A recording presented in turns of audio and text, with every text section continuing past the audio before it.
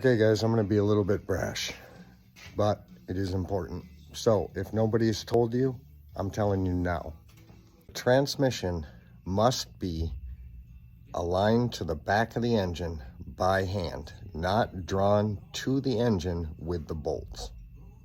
I have no problem with you guys using like an alignment bolt, if you will. There are two in this transmission that I've used just to keep the transmission nice and stable.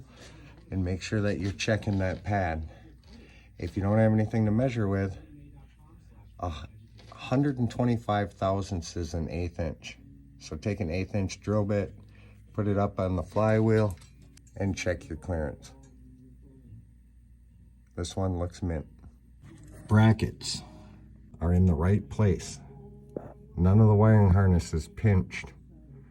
Now at this point, and only at this point, feel free to run all your bell housing bolts in.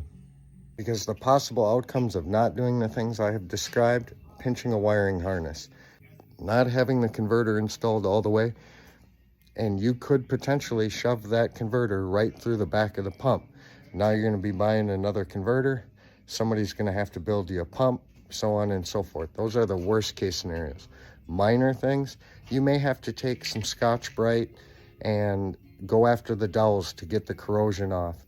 Not checking the dowels and making sure that there is no corrosion on them can in fact actually lead to a problem of breaking the case, the bell housing of the transmission.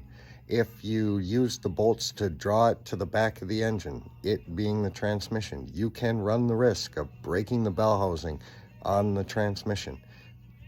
You guys already paid enough to get a transmission, have somebody build you a transmission. The amount of labor that you're going through is very intensive, so let's not waste any of it.